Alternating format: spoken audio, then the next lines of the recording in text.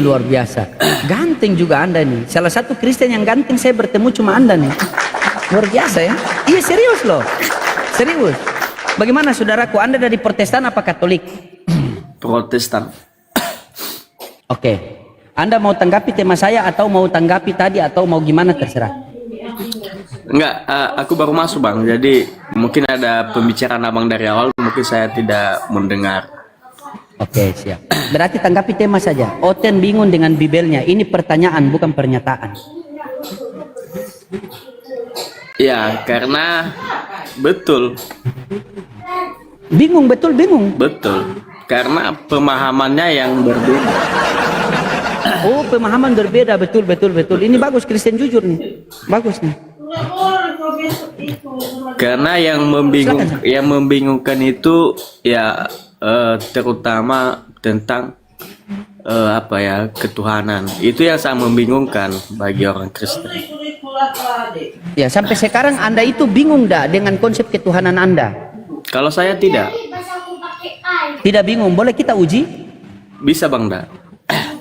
Ya, ada Bibel situ tidak? Ada Bibel situ tidak? Ada. Silakan ambil. Saya nggak ambil, kita uji. Saya suka begini. Silakan ambil. Ya. Ada Pak Dominik di bawah juga nih. Pak Dominik ini kawan saya. Beliau bagian tawuran Pak Dominik. Ya. Sekalian pakai baju bang ya. Nanti abang buka baju nanti dikira Yesus lagi kan. Udah pakai baju. Pakai baju. Iya ganteng dia teman-teman, betul. Ganteng dia. Saya bisa naik bang. Kristen naik silakan. Kalau Islam ditahan dulu. Karena kita lagi ibadah minggu apa nih? Ibadah minggu ini. Iya bang, silakan. Coba Anda buka Yohanes 14 nomor 1. Dibaca.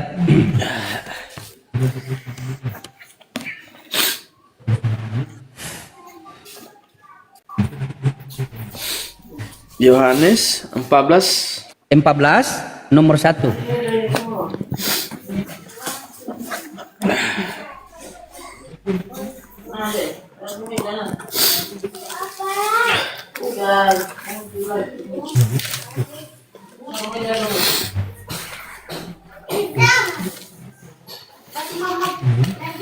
Yohanes 14 ayat 1. saya baca. Iya baca. Jangan gelisah hatimu, percayalah kepada Allah, percayalah kepadaku. Ya, ada berapa yang harus kita percaya di situ?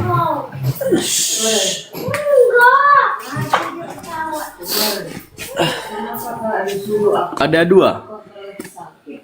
Ada dua. Ya. Ada dua. Yang mana Tuhan? Gak boleh gitu kau ya. Yang mana? Ya. Ini yang berkata ini siapa ini? Yang berkata ini?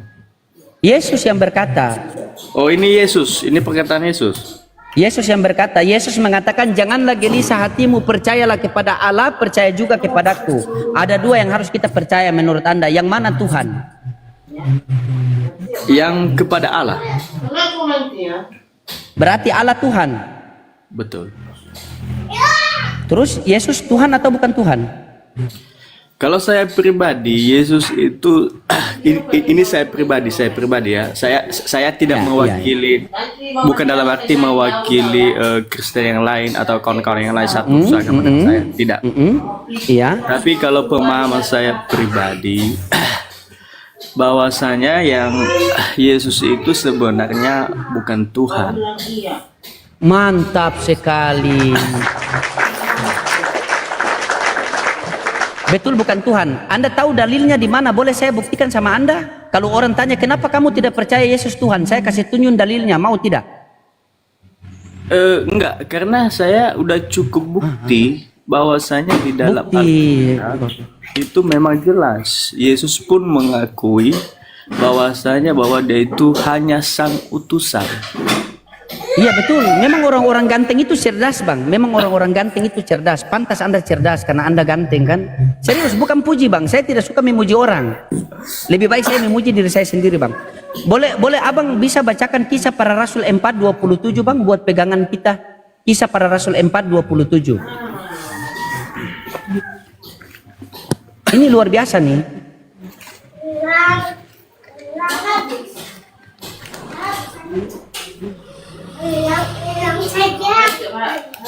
Kisah Para Rasul 4 nomor 27. ya. Saya bacakan. Ya. Sebab sesungguhnya telah berkumpul di dalam kota ini Herodes dan Pontius Pilatus beserta bangsa-bangsa dan suku-suku bangsa Israel melawan Yesus,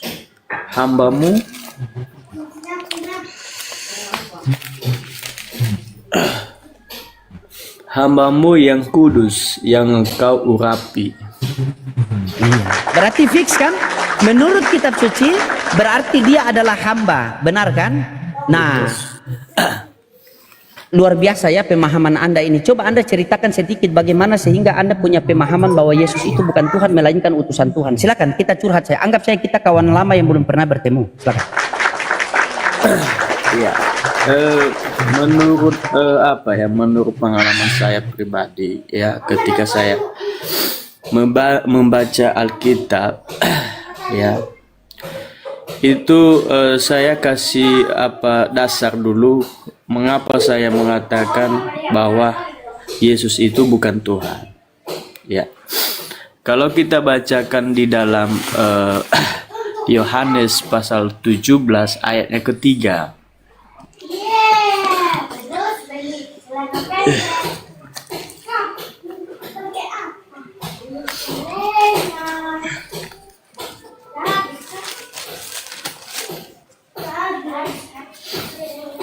Yohanes pasal 17 ayat ketiga yang berkata demikian. Inilah hidup yang kekal itu, yaitu bahwa mereka mengenal Engkau satu-satunya Allah yang benar dan mengenal Yesus Kristus yang telah Engkau utus. Dan ini kan yang berkata demikian bukan siapa-siapa. Ini kan perkataan Yesus. Ini kan Yesus, judul betul. perikopnya, doa Yesus untuk Doa Yesus murid-muridnya, benar sekali. Nah, Yesus pun mengatakan bahwa dia di sini dijelaskan bahwa dia ini adalah sang utusan, mengenal Allah yang benar. Berarti di sini ada dua. Ada yang mengutus dan ada yang diutus. Dan ada yang diutus, benar, mantap sekali. Jadi, Nah berarti konsep pemahaman tentang ketuhanan anda di dalam menurut ajaran Yesus ini sudah benar sekali. Nah sekarang anda pernah pelajari tidak tentang penyaliban itu? penyaliban? Ya. Kalau menurut anda, saya dengar, apakah Yesus itu mati di kayu salib untuk menebus dosa? Anda masih meyakini itu atau tidak? Atau bagaimana coba pemahaman anda tentang penyaliban dan tentang Yesus yang dibunuh ini coba? Kalau mengenai penyaliban, ya kalau pemahaman saya pribadi begini. Ya. Yesus mati itu di atas kayu salib itu bukan karena menebus dosa, tidak. Benar, sepakat. Sudah pas. Oke, berarti situ sudah pas. Nah, ini yang langkah terakhir ini. Anda sisa langkah terakhir ini. Apakah Anda masih meyakini bahwa yang mati di kayu salib itu adalah Yesus itu sendiri atau orang yang diserupakan seperti Yesus? Karena di dalam Bible ada Yesus punya mujizat bisa berubah wajah loh. Coba. Kalau saya meyakini bahwa Yesus itu yang mati di atas kayu salib, karena itu menurut pernyataan yang kitab saya pegang. Oke, boleh kita kaji, boleh kita belajar sedikit tentang itu, boleh tidak? Silakan. Oke, boleh. Boleh kita start dari Ibrani 5 nomor 7 bisa dibacakan? Kalau bisa abang aja lah, bisa apa? Soalnya aku Oke. lambat apanya cara apanya. Oke, di dalam Ibrani 5 nomor 7 justru kalau Anda membuka kitab di situ itu lebih bagus biar ada gerakan Anda betul-betul mau memahami. Di dalam Ibrani 5 nomor 7 mengatakan seperti ini. Dalam hidupnya sebagai manusia, ia telah mempersembahkan doa dengan penuh ratap tangis dan keluhan kepada Dia.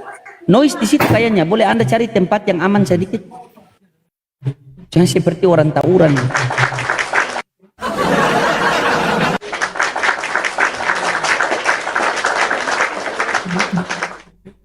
Ya, silakan, Bang. Ya, oke. Nah, di dalam Ibrani 5 nomor 7 di situ dikatakan, dalam hidupnya sebagai manusia ia telah mempersembahkan doa dengan penuh ratap tangis dan keluhan kepada Dia yang sanggup menyelamatkannya dari maut. Karena kesalehannya maka doanya telah didengar. Di Ibrani 5 nomor 7 itu menurut Anda Yesus berdoa minta apa? Coba Anda baca Ibrani 5 nomor 7 biar Anda pahami itu. Yesus berdoa minta apa di situ?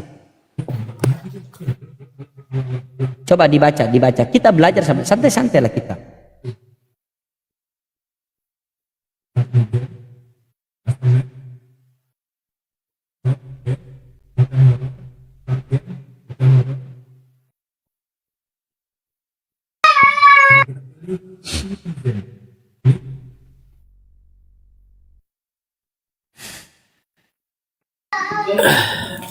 Ibrani 5. Ibrani 5 nomor 7. Dalam hidupnya sebagai manusia, ia telah mempersembahkan doa dan permohonan dengan ratap tangis dan keluhan kepada Dia yang sanggup menyelamatkannya dari maut, dan karena kesalehannya ia telah didengar. Oke. Berarti poinnya di sini di ayat itu Yesus berdoa minta apa? Permohonan. Permohonan agar diselamatkan dari kematian. Maut itu kan mati, benar? Dari maut, ya. Nah, oke. Saya kasih satu analogi sama kamu ya. Ada satu lorong yang setiap orang melewati lorong itu selalu mati. Orang melewati lorong itu mati, melewati lorong itu mati. Siapa saja yang melewati lorong itu mati. Nah, satu ketika kamu mau melewati lorong itu karena kamu tahu setiap orang yang melewati lorong itu mati. Nah, sebelum kamu melewati lorong itu, kamu berdoa kepada Tuhan yang Maha Kuasa. Tuhan, saya mau melewati lorong ini. Tolong selamatkanlah saya dari maut. Tolong selamatkan saya dari kematian. Karena kesolehan kamu, maka doa kamu didengar oleh Tuhan. Kira-kira kamu melewati lorong itu, kamu mati atau tidak? Kalau doa kamu sudah didengar oleh Tuhan. Ya, kalau didengar oleh Tuhan tentu diselamatkan. Diselamatkan berarti mati atau tidak? Tidak. Tidak. Dalam hidupnya sebagai manusia ia telah mempersembahkan doa dengan penuh ratap tangis dan keluhan kepada Dia yang sanggup menyelamatkannya dari kematian. Karena kesalehannya maka doanya telah didengar. Yesus selamat apa mati? Mati. Bagaimana mati? Kamu tadi, nah ini masih mendarah daging ini. Kamu Enggak. tadi saja kita, coba Bang, bagaimana coba? Begini ya. Begini. Silakan. Karena di dalam Alkitab ini tertulis ya bahwa dia mati. Tertulis dia mati, sabar. Tertulis dia mati, tetapi itu oknum yang diserupakan. Makanya datanglah Al-Quran mengatakan tidak. dia, sabar, dengar dulu. Datanglah Al-Quran mengatakan bahwa dia tidak mati dan dia tidak dibunuh, melainkan diserupakan. Siapakah orang yang diserupakan itu? Boleh kita kaji. Begitu, silakan. Begini Bang ya. Saya tidak lari ke Alkitab. Oke, siap. Tidak lari ke sana. Tetapi yang ada di dalam Alkitab Injil itu yang saya pegang. Kalau soal membahas Alkitab dengan Alkitab Abang itu saya tidak berhak. Itu Iya, mungkin, silakan. itu mungkin ya kemungkinan itu adalah penjelasan dari Alkitab Anda yang mengatakan diserupakan. Tetapi yang tertulis di dalam Alkitab saya yang saya pegang ini adalah dia mati, tidak diserupakan. Seandainya pun dia diserupakan, tentu saya mengatakan diserupakan. Begitu Bang Da. Iya, sekarang begini, Anda mengatakan dia mati, tapi Anda pernah belajar atau tidak masalah dia mati atau tidak? Atau oknum yang disalibkan itu benar-benar Yesus anak Maria atau bukan? Kalau Anda belum belajar, ayo kita belajar sama-sama. Saya tunjukkan dalil kepada Anda biar Anda paham sendiri. Bagaimana, boleh? Ya, silakan. Oke, kalau begitu Ibrani 5 nomor 7 tadi, saya memberikan analogi sama Anda tadi. Ketika Anda melewati lorong itu dan Anda berdoa kepada Tuhan minta keselamatan dari kematian, kira-kira ketika Anda melewati lorong itu Anda mati atau tidak kalau doa Anda didengar? Itu satu dulu, baru kita melangkah lagi ke ayat yang lain. Tentu didengar, tentu selamat kalau didengar. Selamat. Kalau di Ibrani 5 nomor 7 itu Yesus berdoa agar minta selamat dari kematian. Doa Yesus didengar atau tidak itu? didengar. Didengar. Berarti Yesus mati apa selamat? Enggak, di sini di dalam Ibrani 5 ayat 7 ini itu konteksnya berbicara tentang penyaliban ataukah ada pergumulan yang lain yang mesti konteksnya di situ, konteksnya di situ berbicara doa Yesus waktu di Taman Getsemani sebelum terjadi penyaliban. Nih, buka datanya situ. Konteksnya itu Ibrani 5 nomor 7 itu konteksnya di situ doa Yesus waktu di penyaliban, waktu di Taman Getsemani sebelum terjadi penangkapan dan setelah penangkapan baru terjadi penyaliban. Kita buktikan ya. Kita buktikan nih. Saya tidak bisa tampilkan ayat lama-lama karena nanti kena ban, karena TikTok sekarang tidak bisa ini. Ibrani, Anda perhatikan sini. Bro, Ibrani 5 nomor 7 di sini ada rujukannya. Ibrani 5 dalam hidupnya sebagai manusia ia telah mempersembahkan. Nah, di sini ada rujukannya, kita klik. Dia lari ke doa di Taman Getsemani. Mana doa Yesus? Coba Anda buka di Matius 26:39. Coba kita baca sama-sama. Matius 26:39. Enggak. Yang saya apa? Begini Bang Da. Ya.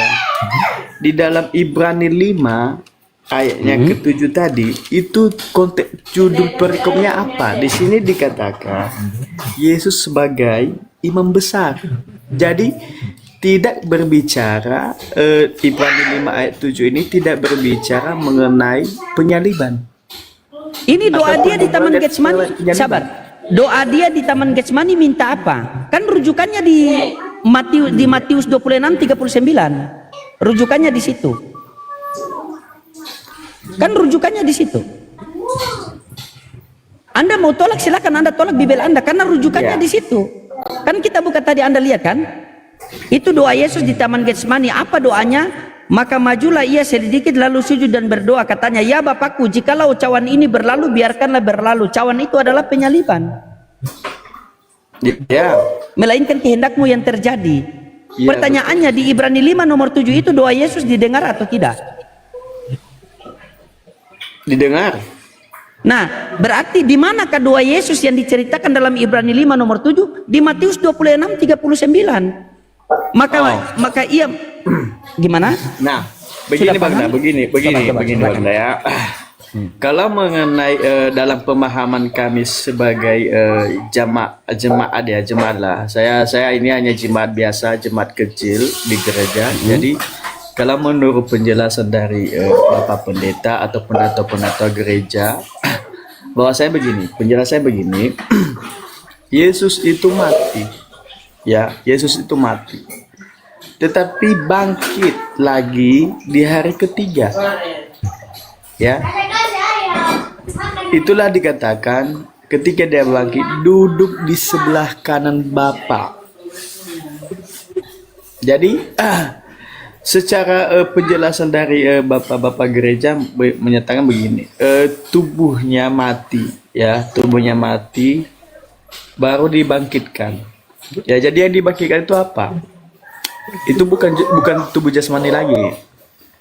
Ya, sama seperti kalau kita berbicara apa ya? Mungkin rohnya lah itu ya, mungkin rohnya yang dihidupkan ya. Begini, saudaraku, kita berbicara, kita kembali kepada Alkitab saja. Begini, Anda berbicara tadi, Anda mengatakan dia bangkit dan duduk di sebelah kanan Allah Bapa. Kalau Anda kalau menurut Bapak Pendeta Anda menjelaskan seperti itu, bagaimana tanggapan Anda di Lukas 22 nomor 69? Tanggapan Anda bagaimana? Di Lukas 22 ayat 69. Coba Anda baca. Coba Anda baca, terus Anda berpikir dengan cerdas ya, karena saya tahu Anda orang cerdas loh. Serius. 22 ayat 29. 69. Coba.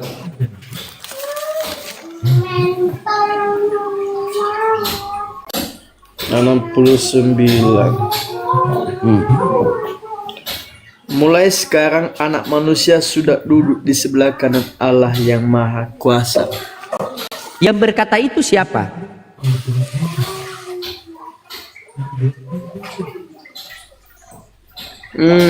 Ini mungkin Lukas.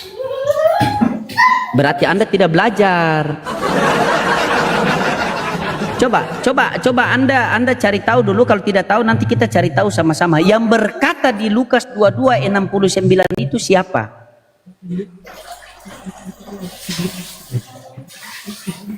Oh, Itu Yesus. coba Anda baca. Yesus, yang berkata adalah Yesus. Yesus berkata, mulai sekarang anak manusia sudah duduk di sebelah kanan Allah Bapa. Kalau dikatakan itu kan sudah duduk kan? Kalau sudah duduk itu sudah terjadi apa belum terjadi? Sudah terjadi. Sudah terjadi. Terus yang berkata itu siapa? Kalau Yesus sudah duduk di sebelah kanan Allah Bapa, yang berkata itu siapa? Mulai sekarang anak manusia sudah duduk. Berarti sudah duduk nih di sebelah kanan Allah Bapa. Berarti sudah terjadi. Terus yang berkata itu dia masih di depan persidangan itu bagaimana? Ini kan masih terus yang duduk di atas siapa? Persidangan. Iya, terus itu kan coba Anda baca. Kan saya bilang pakai akal sehat. Mulai sekarang anak manusia sudah duduk. Sudah duduk. Berarti sudah duduk itu sudah terjadi apa belum terjadi? Sudah terjadi. Sudah terjadi, berarti Yesus sudah duduk di sebelah kanan Allah Bapa kan? Ya. Terus yang berkata itu siapa? Yesus. Berarti ada berapa Yesus? Kalau yang satu sudah duduk, yang satu masih di depan persidangan.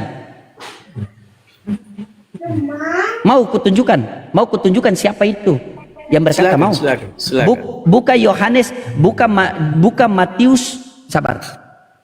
Buka di dalam Matius. Ini, kutunjukkan sama Anda. Coba Anda buka di Markus 14 dari 50 sampai 52, kita baca. Kita baca dari situ. Kita kaji pelan-pelan. Markus 14 50 sampai 52.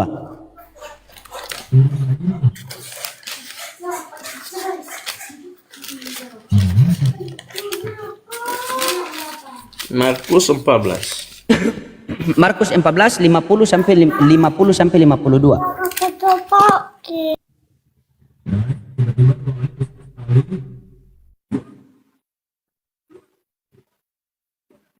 Empat belas ayat 50 sampai 52. Coba dibacakan.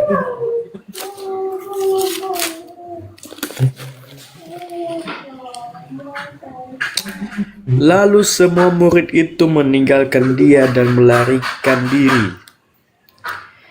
Ada seorang muda yang pada waktu itu hanya memakai sehelai kain lenan untuk menutup badannya.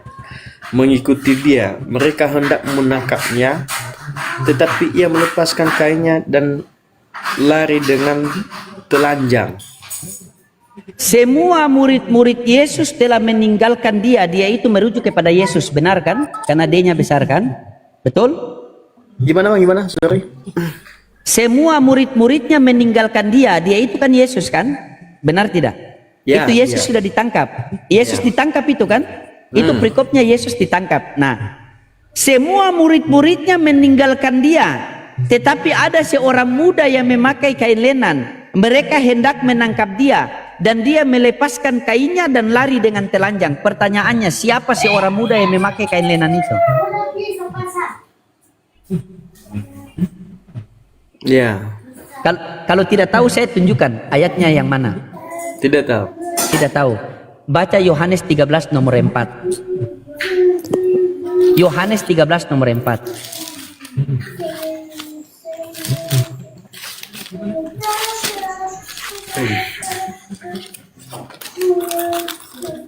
Yohanes 13.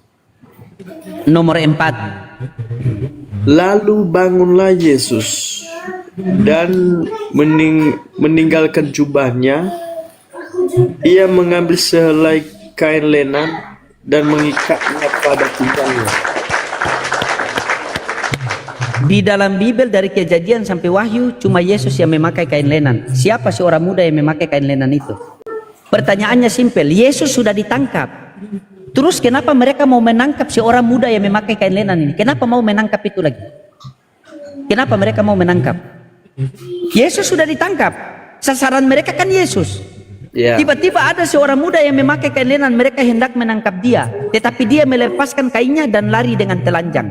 Kita kaji ya. Kita kaji pelan-pelan. Coba kamu, kita kaji pelan-pelan. Coba kita start dari sini. Coba kamu baca, ini nubuatan ya. Di Bible itu kan ada nubuatan, ada penggenapan. Sepakat? Oke. Coba kamu baca Lukas 24 nomor 44. Kita lihat di situ. Kita lihat situ perkataan Yesus itu. Kita lihat di situ. Lukas 24. Lukas 24 nomor 44. 24 ayat 44. 44.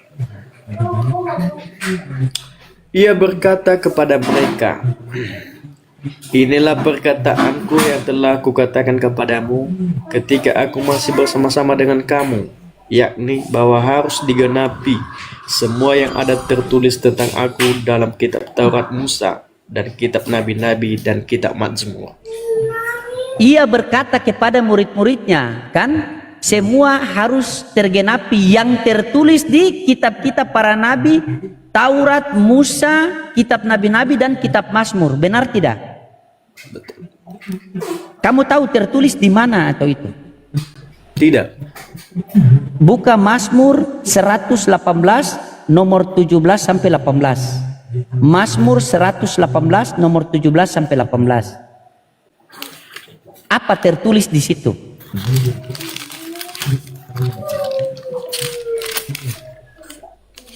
Kan Yesus mengatakan semua harus tertulis di dalam kitab-kitab para nabi, Mazmur.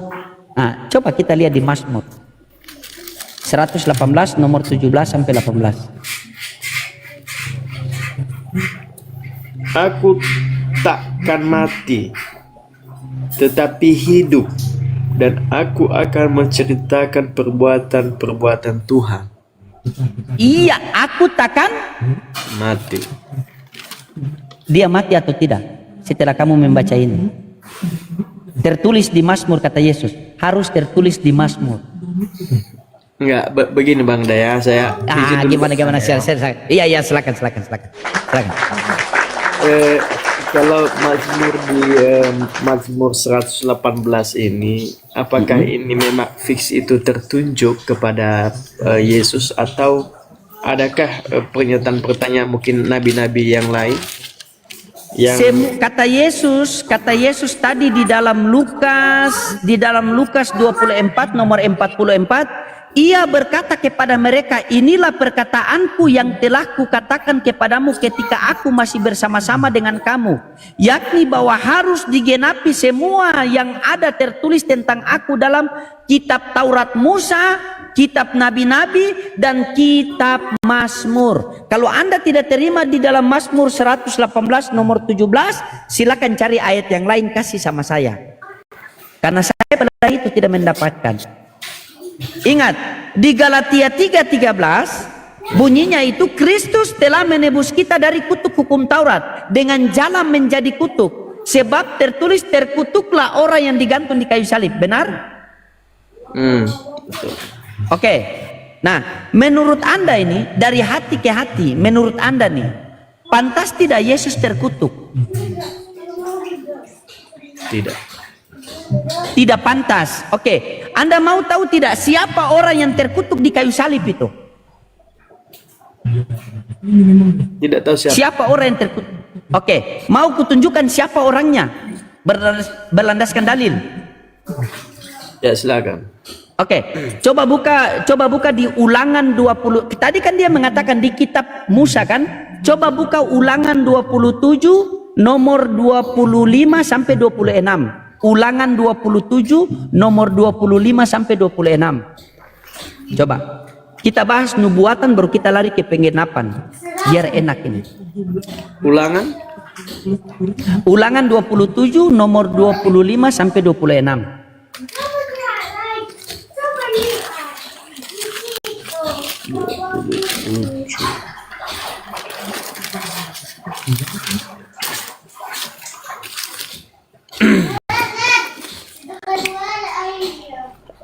Ayat 25 sampai 26.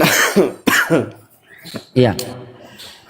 Tuhan akan membiarkan engkau terpukul kalah. Tidak, ulangan 27 nomor 25 sampai 26. Iya, betul Bang dah, betul. Ulangan 27 ayat 25 sampai 26. Iya, Ulangan 27 ayat 25 sampai 26. Coba Anda lihat baik-baik. Ulangan 27 ayat 25. Coba baca. Anda buka salah ayat itu. Ini Bang ya. Coba. Ini. Ulangan 27. Iya, 27. Cari nomor ayat 25. Ayat 25. 25. Coba ya. baca. Ini ya. Tuhan akan membiarkan engkau terpukul kalah oleh musuhmu. Salah, Anda buka salah itu. Ulangan 27. Coba cari Ulangan 27, Ulangan pasal 27 Ya. ayat 25 sampai 26. Ini Bang dah, ini. Ini Ulangan 27. Anda buka itu bilangan. Coba Anda baca itu di atas Ulangan Enggak. apa bilangan? Ulangan Bang dah, ulangan. Ulangan 27, cari nomor 25 yang mana? Ini. Ini nomor 25.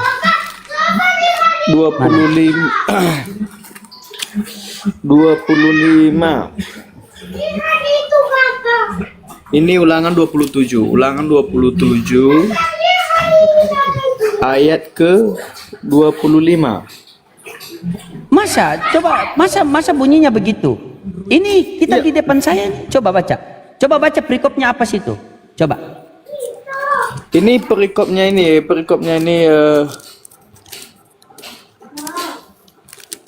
Oh, sorry. Terlipat Bang dah, sorry. Salah. Iya, aduh. Kau ini. Oh iya.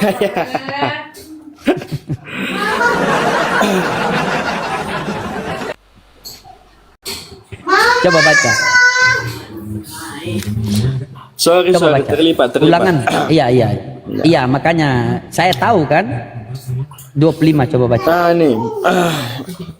Terkutuklah orang yang menerima suap untuk membunuh seseorang yang tidak bersalah. Dan seluruh bangsa itu harus berkata amin. Terkutuklah orang yang tidak menepati perkataan hukum Taurat ini dengan perbuatan, dan seluruh bangsa itu harus berkata amin. Di Ulangan 27 nomor 25, di situ dikatakan terkutuklah orang yang menerima suap untuk membunuh orang yang tidak bersalah. Dari 12 murid Yesus, siapa yang menerima suap? Yudas. Berarti yang pantas terkutuk siapa? Yudas. Yang pantas terkutuk adalah Yudas. Karena ketika Anda mau mengatakan sekarang di dalam Galatia 3:13, Kristus telah menebus kita dari kutuk hukum Taurat dengan jalan menjadi kutuk. Sebab tertulislah terkutuk orang yang digantung di kayu salib. Saya tanya sama Anda, siapa nama orang yang tergantung terkutuk di kayu salib menurut Anda? Yudas. Yudas, berarti bukan Yesus. Bukan. Selamat datang di kebenaran. Sudah. Apa lagi? Karena ketika Anda mengatakan Yesus terkutuk di kayu salib, berarti Bapa mengutuk anak. Berarti ayat yang Bapa mengatakan waktu Yesus dibaptis, inilah anakku yang aku kasihi, kepadanya aku berkenan, dan dengarkanlah dia. Berarti itu ayat palsu. Karena orang yang terkutuk di kayu salib itu dikutuk oleh Bapa, dikutuk oleh Allah. Dalilnya mana? Buka Ulangan 21 nomor 23. Dalilnya di situ. Ulangan 21 nomor 23. Tidak mungkin Bapak kutuk anak. Ya. Coba baca Ulangan 21. Paling bagus dari 22, 23.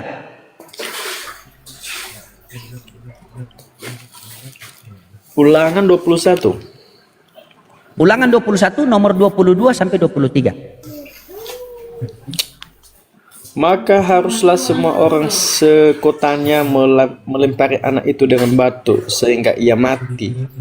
Dan demikianlah harus kau hapuskan. Ulangan 21. Ulangan 21 nomor 22 sampai 23. Oh, 22. Iya.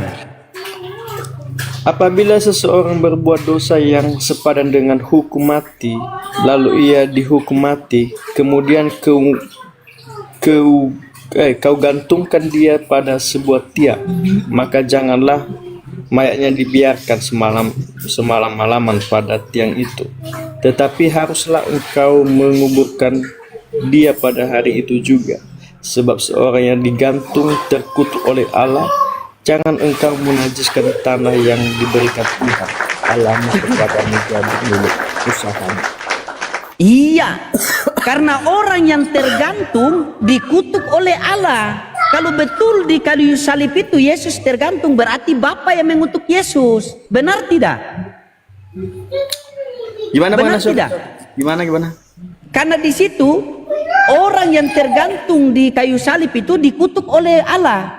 Yang tadi Anda baca benar? Betul. Nah, kalau betul Yesus yang tergantung di kayu salib, berarti Bapa mengutuk Yesus. Benar kan? Nah, sekarang kita maju sedikit, saudaraku. Kita lihat. Ketika Yesus tergantung di kayu salib sebelum dia mati, dia mengatakan Eli Eli lama sabachthani. Benar? Artinya apa? Allahku, Allahku, mengapa engkau meninggalkan aku? Benar? Benar kan? Anda pernah baca kan? Betul, Pak. Berarti ketika Yesus tergantung di kayu salib, oknum Yesus yang tergantung di kayu salib, dia teriak, Eli Eli lama sabachthani, Allahku, Allahku, kenapa engkau meninggalkan aku? Itu sangat bertentangan dengan Yohanes 8:29. Sangat bertentangan. Coba Anda baca. Tidak mungkin kitab suci bertentangan. Coba Anda baca Yohanes 8:29.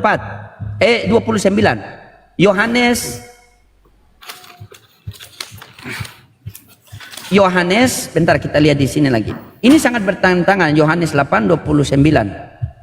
Yohanes 8:29. Kenapa bertentangan?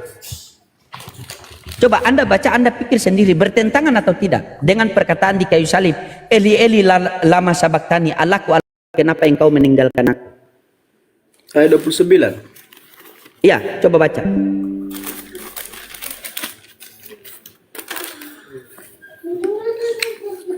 Ayat 29. Dan ia yang telah mengutus aku, ia menyertai aku. Ia tidak membiarkan aku sendiri, sebab aku senantiasa berbuat apa yang berkenan kepadanya. Dan ia yang telah mengutus aku, ingat, dan ia yang telah mengutus aku, ia menyertai aku, ia tidak akan membiarkan aku sendirian, betul? Betul. Terus siapa siapa yang teriak di kayu salib, Eli Eli lama sabaktani, Allahku Allahku kenapa engkau meninggalkan aku? Sementara Yesus mengatakan di sini, ia tidak akan membiarkan aku sendirian. Coba, kamu pernah baca tidak? Saya tanya sama kamu jujur, Yudas kenal Yesus atau tidak? Gimana? Yudas kenal Yesus atau tidak? Kenal. Kenapa waktu penangkapan Yohanes menceritakan waktu penangkapan Yesus, seakan-akan Yudas itu tidak mengenal Yesus? Mau kita buktikan?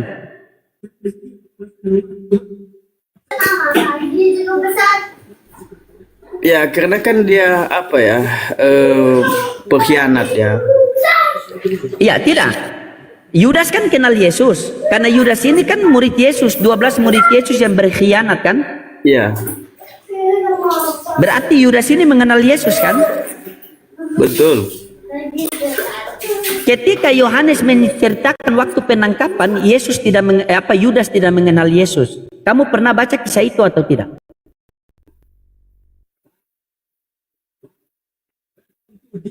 Boleh kita bacakan.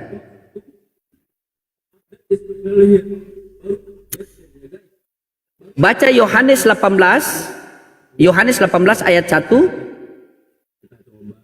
sampai ayat seterusnya. Kita baca, buka mute, coba kita baca sama-sama.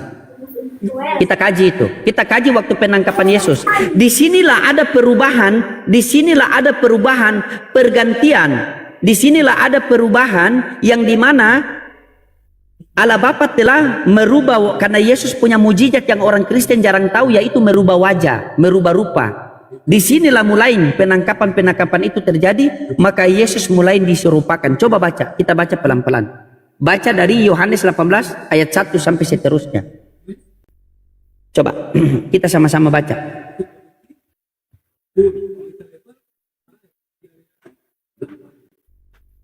Tep-tep layar teman-teman, sambil love orange teman-teman. Ya, saya bacakan ya. Ya. Setelah Yesus mengatakan semuanya itu, keluarlah ia dari bersama-sama dengan murid-muridnya, dan mereka pergi ke seberang sungai Yordan. Di situ ada suatu taman, dan ia masuk ke taman itu bersama-sama dengan murid-muridnya. Yudas yang mengkhianati Yesus tahu juga tempat itu, karena Yesus sering berkumpul di situ dengan murid-muridnya. Maka datanglah Yudas juga ke situ dengan sepasukan prajurit dan penjaga-penjaga bait Allah yang disuruh oleh imam-imam kepada dan orang-orang Farisi, lengkap dengan lentera, semuanya suluh dan senjata. Maka Yesus yang tahu semua yang telah akan menimpa dirinya maju ke depan dan berkata kepada mereka, "Siapakah yang engkau cari?" Jawab mereka, "Yesus dari Nazaret." Katanya kepada mereka, "Akulah dia." Yudas yang mengkhianati dia berdiri juga di situ bersama mereka. Ketika ia berkata kepada mereka, "Akulah dia," mundurlah mereka dan jatuh ke tanah. Maka ia bertanya, tahan. Sampai nomor 6 itu tahan. Ketika ia berkata, "Akulah dia," mundurlah mereka dan jatuh ke tanah. Betul? Benar kan? Coba kamu perhatikan di sini. Maka Yesus tahu semua yang akan menimpa dirinya. Majulah ke depan dan berkata kepada mereka, "Siapa yang kamu cari?" Yesus mengatakan kepada mereka itu kan. Maka lanjut ke nomor 5 itu. Jawab mereka, "Yesus dari Nazaret." Maka Yesus mengatakan, "Akulah dia." Yudas yang mengkhianati juga berdiri di situ, berarti Yudas ada di situ, benar? Nah, ayat ke-6, ketika Yesus berkata kepada mereka, "Akulah dia," maka mundurlah mereka lalu jatuh. Kenapa mereka jatuh?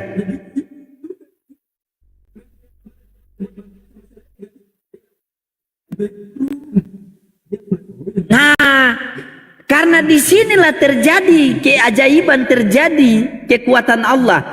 Perhatikan, Yudas berdiri di situ kan? Yudas berdiri di situ. Berarti Yudas tidak mengenal. Karena Yesus mengatakan, siapa yang kamu cari? Maka orang itu mengatakan, Yesus dari Nazaret. Tiba-tiba Yesus mengatakan, akulah dia. Dan mundurlah mereka lalu jatuh.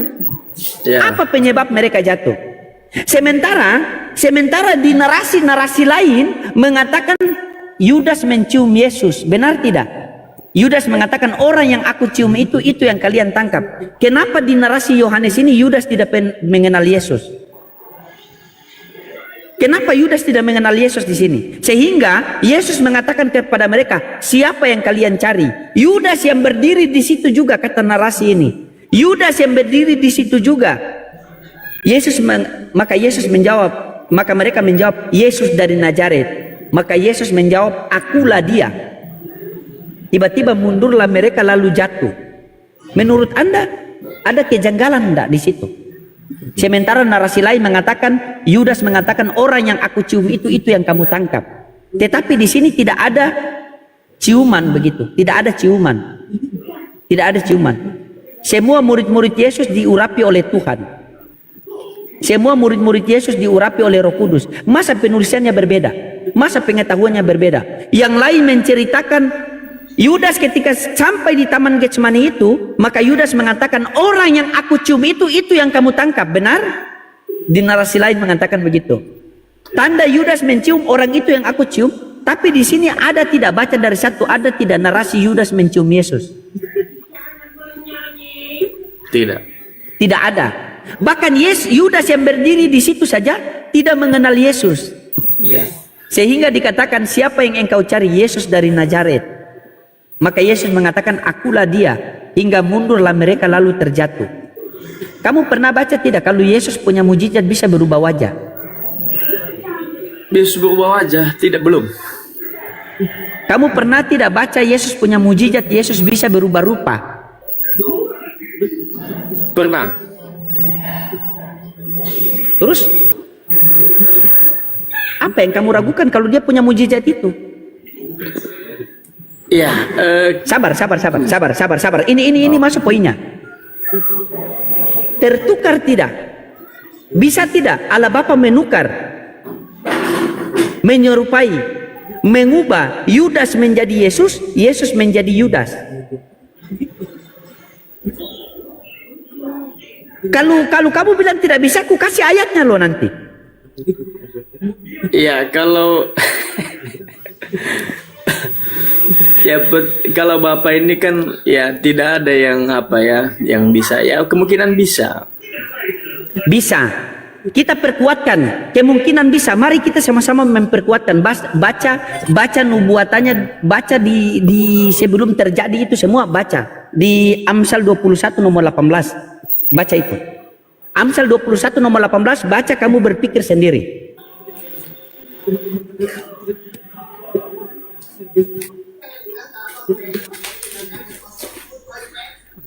Ya.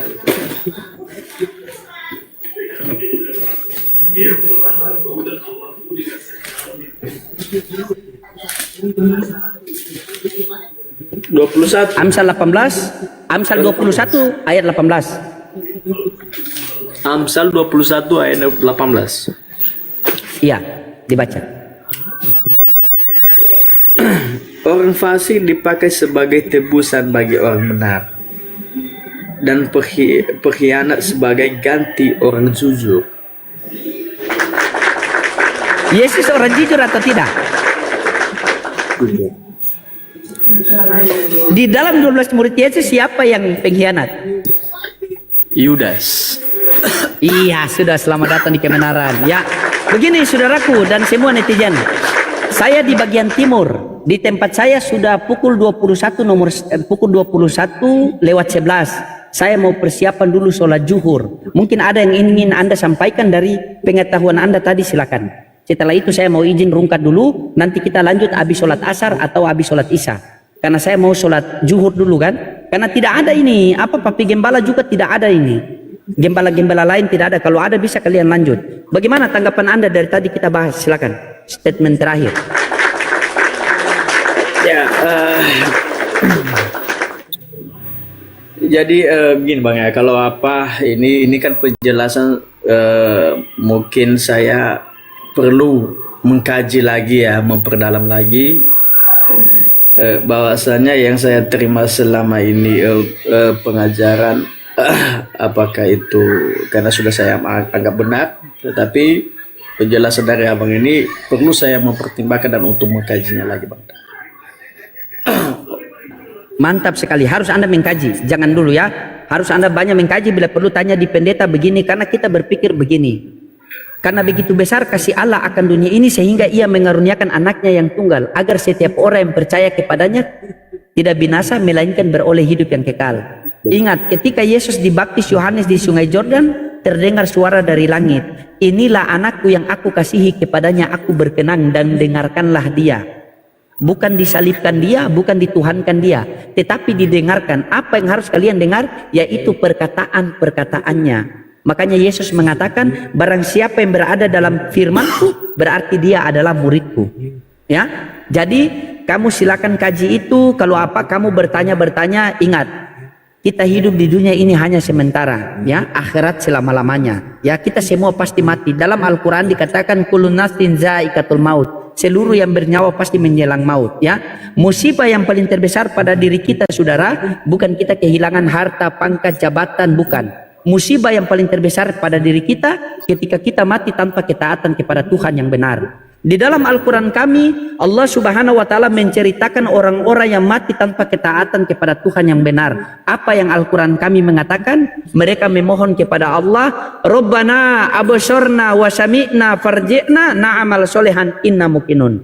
Ya Allah, kami telah melihat sisaan kubur, kami telah mendengar suara ajab, maka kembalikanlah kami ke dunia walaupun sesaat. Kami akan bertobat dan beriman kepadamu. Tapi orang mati tidak bisalah bangkit lagi. Makanya ingat, tempatmu di surga atau di neraka itu penentuan Anda ada di dunia ini. Kata Nabi, ad-dunya majratul akhirat. Dunia ini tempat menanam untuk akhirat. Ya, di dunia ini cuma ada dua, ada langit, ada bumi, ada darat, ada laut, ada siang, ada malam.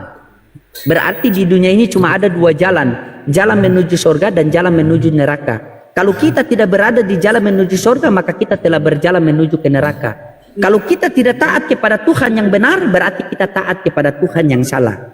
Masa bumi satu, matahari satu, bulan satu, tetapi masa penciptanya dua? Bagaimana mungkin ciptaannya satu tapi penciptanya dua? Bagaimana mungkin matahari satu, bulan satu, bumi satu tapi Tuhan dua? Orang yang berakal dia harus mencari, kalau Tuhan kamu yang benar, saya punya anak dan istri, saya pasti akan mengikuti kamu karena saya butuh hidup yang kekal. Tetapi kalau Tuhan kamu yang salah dan Tuhan saya yang benar, maka saya sebagai orang yang beriman itu diperintahkan untuk mengajak kamu kepada Tuhan yang benar. Kuntum khaira ummatin ukhrijat linas ta'muruna bil ma'ruf wa tanhauna 'anil munkar wa tu'minuna billah. Kalianlah umat yang terbaik yang dilahirkan di tengah-tengah manusia, mengajak kepada kebaikan dan mencegah daripada kemungkaran. Makanya dalam Quran surah Fusilat ayat 33 dikatakan, wa man ahsanu qawlan mimman da'a ilallah wa amila sholihan wa qala innani minal muslimin. Tidak ada perkataan yang lebih baik daripada perkataan mengajak orang taat kepada Tuhan yang benar. Sebagaimana Yesus mengatakan, sebab ada tertulis, sembahlah Tuhan Allah, kepadanya kamu harus berbakti. Jadi Tuhannya Musa, Tuhannya Yesus, dan Tuhannya Nabi Muhammad itu sama. Jikalau kita berdua hidup di zaman Musa, maka satu-satunya jalan dan keselamatan hidup kita harus mengikuti Nabi Musa. Karena Nabi Musa adalah jalan dan keselamatan hidup pada masanya, pada umatnya, pada zamannya. Ketika Musa kembali kepada Tuhan, diutus lagi Yesus di tengah-tengah Bani Israel. Jika kita berdua hidup di zaman Yesus, maka satu-satunya jalan dan keselamatan hidup kita harus mengikuti Yesus. Karena Yesus adalah jalan dan keselamatan hidup pada masanya, pada umatnya, pada zamannya. Ketika Yesus terangkat ke langit, Yesus mengatakan dalam Yohanes 14:6, aku akan meminta kepada Bapa seorang penolong, dan dia akan menyertaimu selama-lamanya. Dan ketika Yesus terangkat ke langit, maka datanglah si penolong itu. Dikatakan dalam Al-Quran, wa ma arsalnaka ila rahmatan lil alamin. Tidak kami utus engkau Nabi Muhammad selain membawa rahmat untuk seluruh alam semesta ini. Maka ketika kita hidup di zaman sekarang, satu-satunya jalan dan keselamatan hidup harus kita mengikuti Nabi Muhammad SAW. Dijelaskan dalam Al-Quran Al-Imran ayat 31. Qul in kuntum tuhibunallah fattabi'uni yuhibbukumullah wa yaghfir lakum junubakum wa huwal ghafurur rahim. Katakanlah Nabi Muhammad kepada umatmu, apabila mereka ingin aku mencintai mereka, maka ikutilah kamu dan akan kuampuni dosa-dosa mereka. Saya tanya sama kamu, jika dosa kita sudah diampuni oleh Tuhan, tempat kita di mana? Gimana? Jika dosa kita telah diampuni oleh Tuhan, tempat kita di mana? Di surga. Ya sudah, asyhadu. Apa lagi? Coba mungkin ada statement terakhir baru kita rungkat, soalnya saya mau persiapan sholat zuhur lagi. Silakan. Intinya nanti kamu belajar lagi lah ya, belajar yang banyak ya. Oke Bang. Semoga kita mendapatkan hidayah ya. Kita serahkan kepada Tuhan. Tugas saya hanya menyampaikan wa dzakir fa inna dzikra, selebihnya saya serahkan kepada Tuhan ya. Jika ingat kata Yesus, banyak yang dipanggil namun sedikit yang terpilih. Benar? Kata Yesus, bukan dia yang memilih aku, tetapi aku yang memilih dia. Semoga kamu dipilih oleh Tuhannya Yesus agar kembali kepada pengajaran Yesus yang sebenarnya. Karena pengajaran Yesus, pengajaran Musa, pengajaran Nabi Muhammad itu sama-sama mengajarkan kepada Tuhan yang benar. Oke? Terima kasih saudaraku. Nanti kalau mau naik, mau bertanya-tanya lagi, kalau mau kaji mungkin habis sholat asar kita lanjut. Kalau tidak, habis sholat isya waktu Indonesia Timur baru kita lanjut lagi ya. Terima kasih ya. Ya, siap. Ya, mungkin ada pesan-pesan buat saya sama netizen, silakan. Ya, kalau saya pribadi Bang Daya, istilahnya ya mungkin penjelasan dari Abang itu ya mungkin sebuah pencerahan yang perlu. Ya, intinya yang saya bilang katakan tadi itu perlu saya kaji lebih dalam lagi, dan semoga nanti ada titik akhirnya. Dan karena saya ini saya pribadi ini Bang, saya pribadi ini sedang bingung ya, karena saya bingung. Bingungnya kenapa begini? Banyak di dalam TikTok ini apologen terutama tentang Kristen ya. Tentang Kristen ini ada banyak versi yang tidak saling mendukung pemahamannya tentang Alkitab ya, sehingga pun saya sebagai jemaah yang masih awam ya mungkin mikir istilahnya bahwasanya seorang sesama apologen pun bisa berdebatnya begini karena pemahamannya yang berbeda, bahkan saling mengejek satu sama lain ya. Maka saya katakan tadi, saya sebagai jemaah yang masih awam pengetahuannya membingungkan yang manakah yang betul ya, yang mana yang benar itu ya. Ketika kamu mengatakan bahwa kamu dalam keadaan bingung, itu kita sudah tahu karena memang sudah dijelaskan dalam Al-Quran ini, di dalam Quran surah Ad-Duha ayat 7, dan dia mendapatimu sebagai seorang yang bingung lalu diberikan petunjuk. Semoga hari ini menjadi petunjuk buat kamu ya. Itu ya.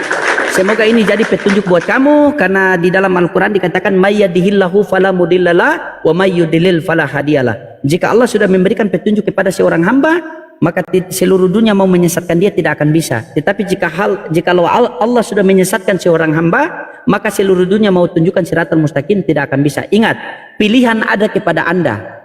Ya, di dalam Al-Quran dikatakan innallaha la yughayyiru ma biqaumin hatta yughayyiru ma bi anfusihim. Allah tidak akan merubah satu hambanya apabila hambanya tidak mau merubah dirinya sendiri. Teruslah belajar mencari kebenaran. Dalam keadaan bingung, berdoa kepada Tuhan. Wahai Tuhan, aku berdoa kepada Tuhan yang benar, berikanlah aku petunjuk. Kalau benar agama yang saya anutkan ini agama yang benar, berikanlah aku bimbing. Tetapi kalau agama yang saya anut sekarang agama yang salah, tunjukkanlah saya agama yang benar. Mintalah kepada Tuhan. Karena apapun yang terjadi, Tuhan itu tetap satu. Oke? Siap? Saudaraku ya, nanti kita lanjut sebentar lagi ya. Oke, siap. Nanti sebentar naik lagi. Siap, terima kasih. Ya. Oke teman-teman, kita doakan saja semoga Allah Subhanahu wa taala memberikan hidayah kepada dia ya. Tugas kita hanya menyampaikan, tugas Allah yang memberikan hidayah. Tugas kita menyampaikan agama kepada hati orang, tugas Allah menyampaikan hidayah kepada, tugas kita menyampaikan agama kepada telinga orang, tugas Allah menyampaikan agama kepada hati orang. Oke, tidak lama-lama lagi teman-teman, saya izin undur diri dulu karena mau sholat zuhur ya. Terima kasih yang sudah buat kirim-kirim gift, terima kasih, bantu tip-tip player sampai 1,7 sangat luar biasa. Ini batu dukungan kalian dan dukungan kalian yang sebenarnya kepada saya. Apabila kalian masih ingin saya berdiskusi di TikTok lagi, kalian perhatikan narasi-narasi saya tentang Islam atau karakter saya yang berubah, tolong ingatkan saya karena saya 100% manusia, bukan 100% Tuhan ya. Karena saya tidak tahu ke depan saya punya kesalahan bagaimana, itu semua dari kalian yang ingatkan saya ya teman-temannya. Itu bukti dukungan kalian kepada saya ya. Apabila ada kata-kata saya yang salah, saya mohon ampun kepada Allah Subhanahu wa taala dan mohon maaf. Dan apabila ada kata-kata saya yang benar, itu datang daripada Allah Subhanahu wa taala ya. Unjur makola wala tanjun mankola, lihatlah apa yang ia sampaikan, jangan melihat siapa yang menyampaikan. Oke? Semoga live kita ini menjadi asbab hidayah buat diri kita, buat keluarga kita, dan buat umat seluruh alam. Maka mari sama-sama kita tutup dengan doa kifaraah majelis. Subhanallah bihamdi, subhanallahumma bihamdika, asyhadu an la ilaha illa anta wa astaghfiruka wa atubu ilaik. Wassalamualaikum warahmatullahi wabarakatuh. NKRI harga mati, Tuhan tidak boleh mati. Bye bye. Sampai jumpa lagi ya. Izin undur diri.